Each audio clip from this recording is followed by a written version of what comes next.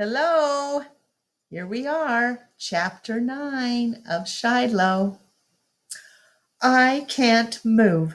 Seems as if the sky's swirling around above me, tree branches going every which way. Ma's face even looks different from down on the ground.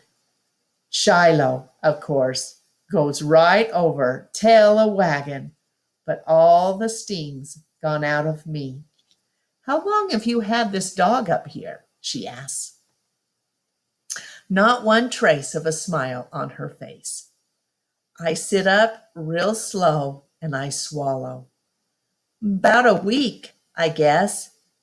You've had Judd's dog up here a week and you told him you didn't know where it was? Didn't say I didn't know. He asked, had I seen him? And I said, I hadn't seen him in our yard. That much was true. Well, Ma comes around to the trunk of the pine tree, unfastens the wire that holds the fencing closed, and lets herself in. She crouches down in the soft pine needles, and Shiloh starts leaping up on her with his front paws, licking at her face. I can't tell at first how she feels about him, the way she leans back away from his dripping tongue.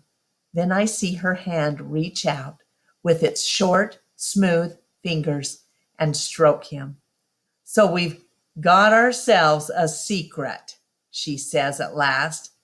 And when I hear her say, we, I feel some better. Not a lot, but some. How come you to follow me up here tonight? I want to know. Now I can tell for sure her eyes are smiling, but her lips are still set. Well, I had my suspicions before, but it was the squash that did it. The squash? Marty, I never knew you to eat more'n a couple bites of squash in your life. And when you put away a spoonful of that to eat later, I knew for sure it wasn't you doing the eating. And then the way you've been sneaking off every night. She stops stroking Shiloh and turns on me. I wish you'd told me. Figured you'd make me give him back. This dog don't belong to you. Mine more than Judd's, I say hotly. He only paid money for him. I'm the one who loves him. Well, that doesn't make him yours. Not in the eyes of the law, it doesn't. Well, what kind of law is it, Ma, that lets a man mistreat his dog? Ma just sighs then and starts stroking Shiloh's head. Shiloh wiggles a few inches closer to her on his belly, rests his nose against her thigh, tail going wick, whack, wick, whack. Finally, Ma says, your dad don't know about him. I shake my head. More silence. Then she says, I never kept a secret from your dad in the 14 years that we've been married. You ain't gonna tell him? Marty, I've got to. He ever finds out about this dog and knows I knew, but didn't tell him, how could he trust me? If I keep this one secret from him, he'll think maybe there are more. He'll make me give him back to Judd, Ma. I could hear my voice shaking now. You know he will. What else can we do? I can feel hot tears in my eyes now and try to keep them from spilling out. I turn my head till they go away. Judd Travers never ever comes here to get his dog. He'll have to fight me to get it. Marty, listen, Ma, just for one night. Promise you won't tell Dad so I can figure out something. Can you tell she's thinking of it? You aren't fixin' to run off with this dog, are you? Marty, don't you ever run away from a problem. I don't answer because that very thing crossed my mind. I can't promise not to tell your dad tonight if you can't promise not to run off. I won't run off, I say. Then I won't tell him tonight, or in the morning neither, I add. I got to have at least one day to think. Don't know what good it will do, though. Have already thought till my brains are dry. Ma puts out both hands now and scratches behind Shiloh's ears, and he licks her all up and down her arm. His name's Shiloh, I tell her, pleased. After a while, Ma gets up. You come back to the house now. In a bit, I answer. It's hard to say how I feel about after she leaves. Glad in one way that somebody knows that I don't have to carry this whole secret on my head alone, but more scared than glad. Have me just one day to think of what to do, and not any closer to any answer than I'd been before. I'd spent all my can money on stuff to feed Shiloh. Only money I have now to my name is a nickel.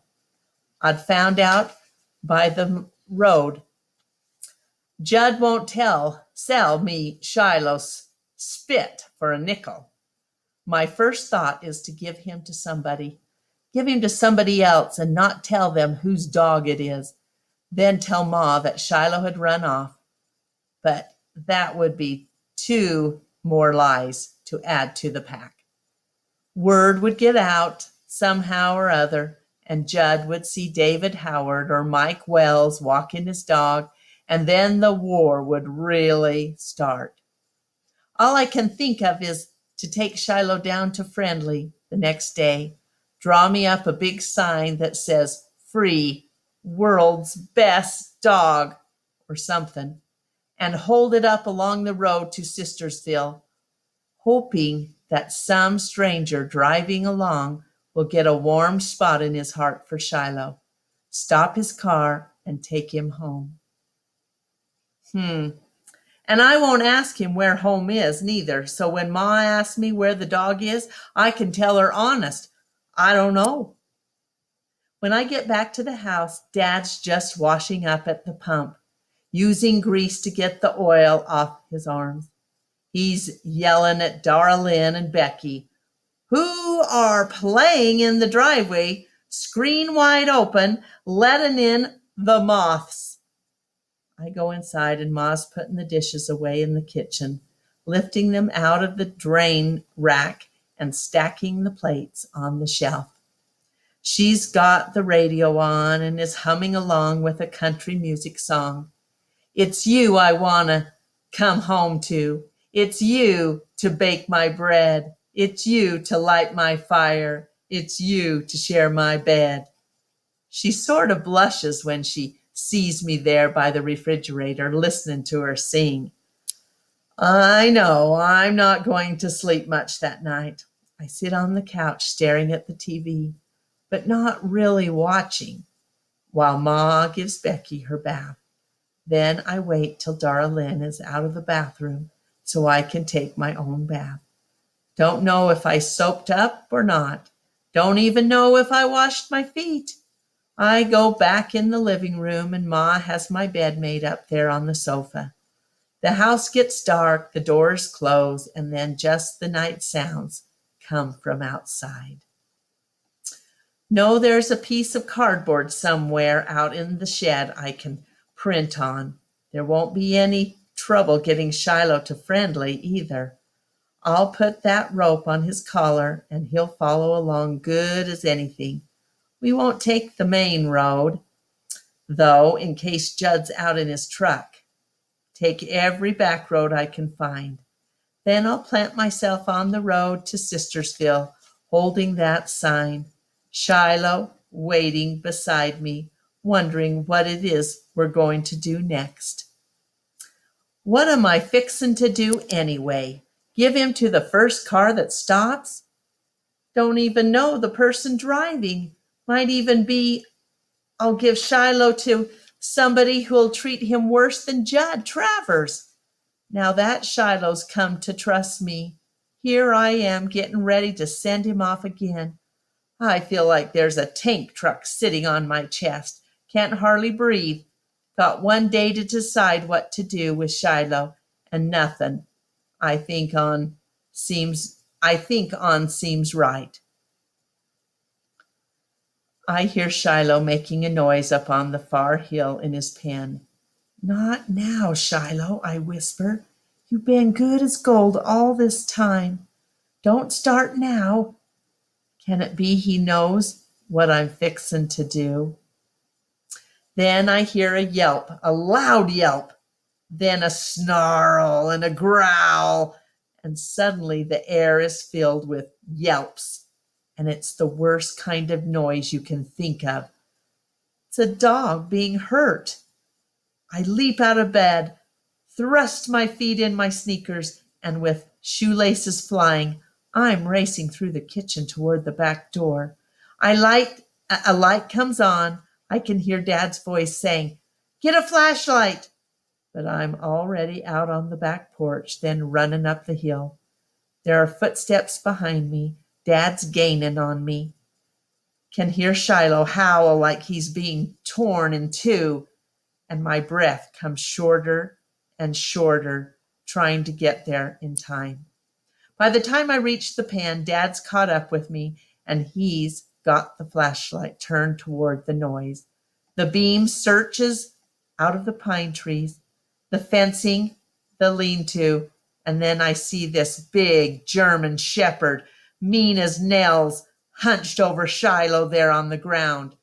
The shepherd's got blood on his mouth and jaws, and as Dad takes another step forward, it leaps over the fence, same way it got in, and takes off through the woods. I unfasten the wire next to the pine tree, legs like rubber, hardly holding me up. I kneel down by Shiloh. He's got blood on his side, his ear, a big open gash on one leg, and he don't move, not an inch.